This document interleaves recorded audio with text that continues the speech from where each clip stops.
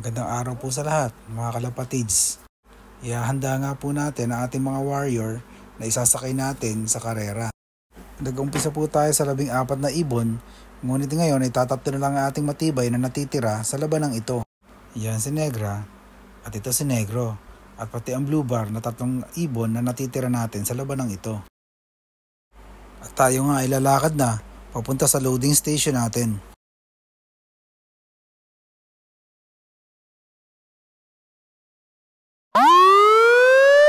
Napakahusay, hindi ba? Parang ambulansya.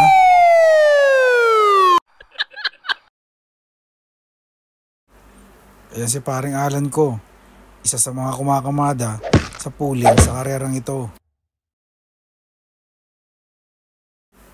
Antay lang nating maikarga ang kanyang mga ibon at susunod na tayo.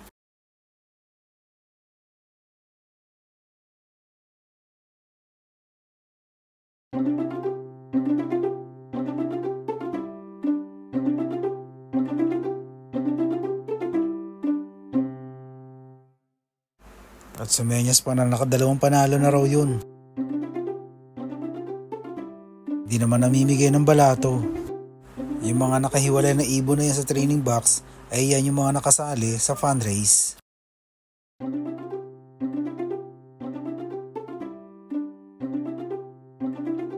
Yan ang aming punong tagalista na at abalang-abala sa paglilista ng mga ibon na mga kasali dito.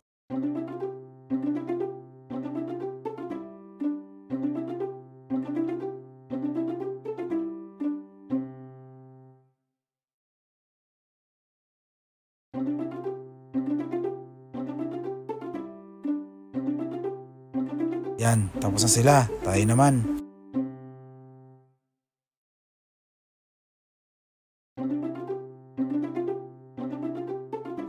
Inuna na natin si Negra upang maistikiran at mai-record sa palarong ito.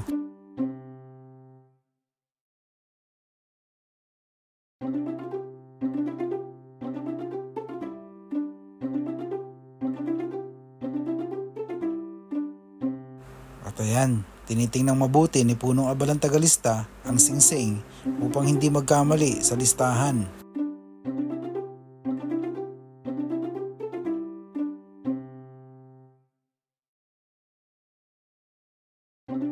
Matapos ilista, ay kakabitan na ng sticker ang kanang bahaging paa ng kalapate.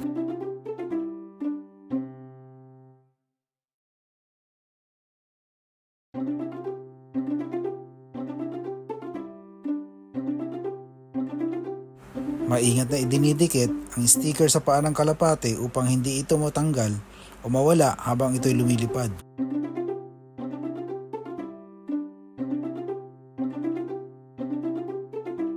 Hanggang sa makarating na nga tayo, ito na ating turn para isakay ang ating mga warriors.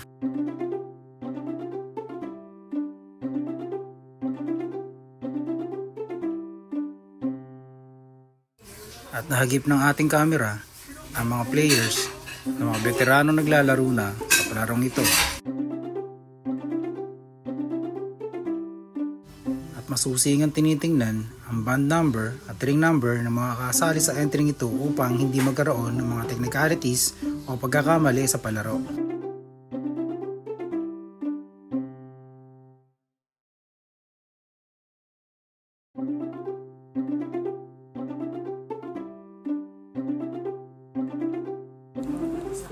At isinasakay na rin ng mga ibang kalahok ang kani-kanilang mga pambatong kalapate para sa karerang ito.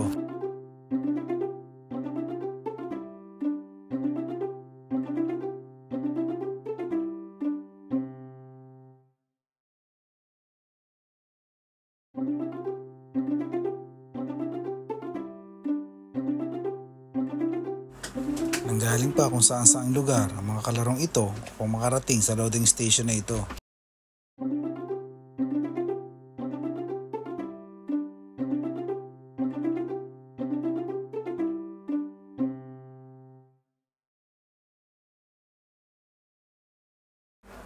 At ito naman ang form na pinipill-upan ng mga kasali sa YB o Young Birds. Ayan, okay na raw tayo. So mga kalapatids, magkita-kita tayo sa linggo, oras ng abangan. At dumating na nga ang araw ng linggo at nag-umpisa na tayo mag-abang at umakyat sa ating loft. Naganda tayo ng pangkalog mga kalapatids. At naghanda rin tayo ng vitamins upang madaling makarecover ang ating mga warriors. Siyempre hindi mawawala ang tubig. At bandang 9:25 mga kalapatids, nag-umpisa na tayo mag-abang dahil may mga ilang ibon na ang dumadaan sa ating harapan. At maya-maya pa ay may biglang dumaan at lumanding na ibon sa ating harapan. Akala ko yung warrior na natin, yung pala ay ibon ng ating kapitbahay. At maya-maya uli ay may biglang dumating na naman na ibon. Akala ko sa atin ngunit biglang nawala. At nang may biglang dumapo nga na ibon sa bubong natin. At yan na nga yung iniintay nating ibon na naka-entry sa Survivor. I-focus nga natin ang ating camera sa landing board para makita ang kanyang pagpasok.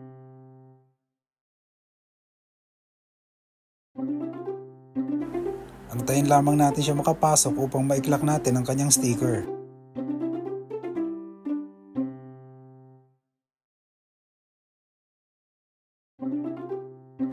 At na-click na nga natin siya, antayin na lang natin ang resulta ng club kung pang ilan ang kanyang posisyon sa naturang race.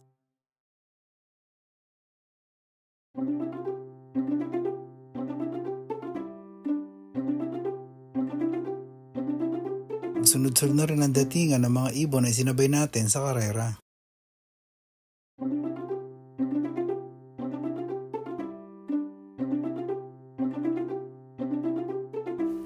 At binabati ko nga pala ang mga players na nagwagi sa palarong ito. Ang inyong pong lingkod ay nakakuha bilang panlima sa palarong ito. Maraming salamat po sa panonood ng video ito at huwag niyo pong kalilimutan na mag-click ng subscribe at i-follow ang aking channel. Hanggang sa muli po, maraming salamat at ingat po tayong lahat.